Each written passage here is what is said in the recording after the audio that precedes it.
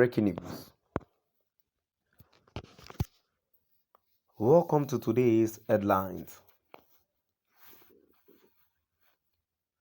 Why should Nigerian government officials resign when they perform badly? Why should Nigerian government officials resign when they perform badly? To my dear listeners, from wherever you're listening from, please stay tuned as I read today's news.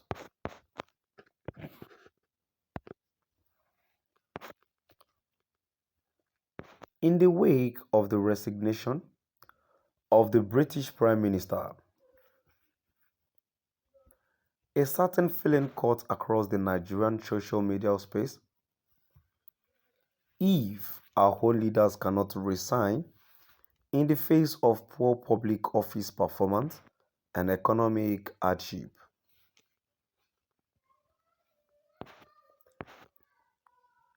the tenure of Boris Johnson, the outgoing red-faced Prime Minister of the United Kingdom, has overseen a record of 63 ministerial resignations, with over 50 of them coming in a 36-hour blitzkrieg prior to his own eventful resignation.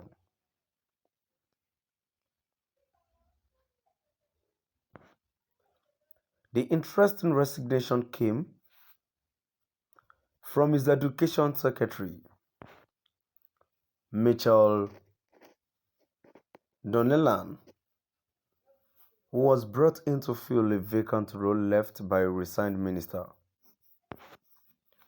only for her to resign 36 hours later, possibly making her the minister with the shortest tenure in the British history.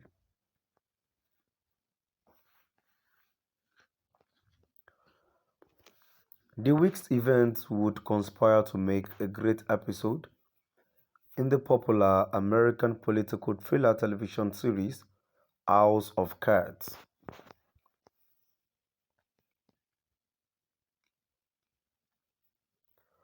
Switching over to our ex-colony in Western Africa, and you have some of the staunchest government officials devoid of self-reflection and entirely lacking introspection. Coincidentally, in the same week of the British political crisis,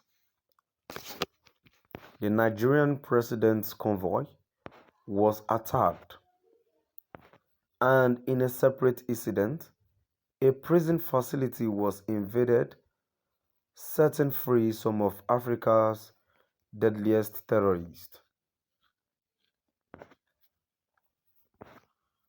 All this coming on the back of state governors decrying the level of insecurity in the country and a national television outburst from the state governor of the food basket of the nation. And yet, unsurprisingly, no head has rolled, no resignation in sight.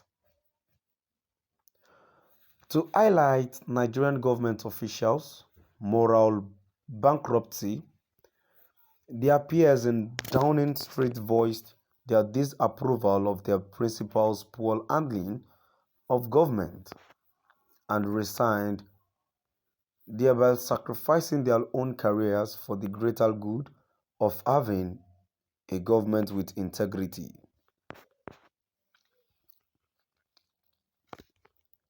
You can forgive Nigerians for wishful thinking, as the dynamics of political positions are fundamentally different ideologically and financially across both countries. In fact, occupying public office is not rewarding in developed countries, as it comes with a lot of scrutiny from the dogmatic press and from ever demanding constituent.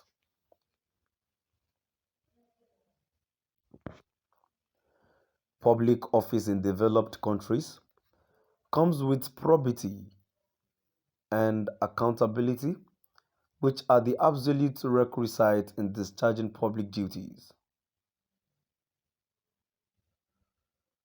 Nigeria, in contrast, you are Lord and supreme over the people you govern, and in worst cases, you can be detained for having the temerity to question a government official.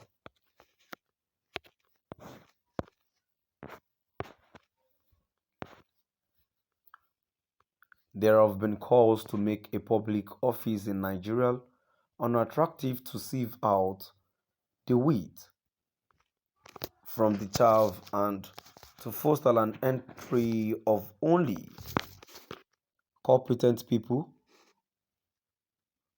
into government. This can only be done by having strong institutions.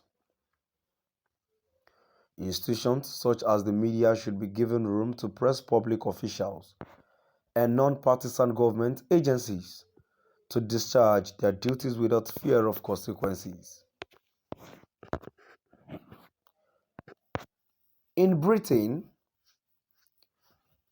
the UK Prime Minister was fined €50 by the Metropolitan Police for attending a birthday celebration in Downing Street Cabinet Room in June 2020.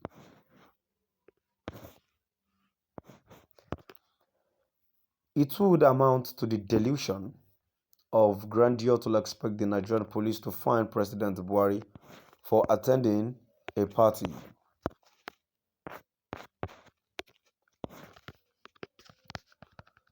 To my dear listeners, now we've come to the end of our today's news. Please do drop by at the comment section and let us know what your view is all about. Thank you for listening.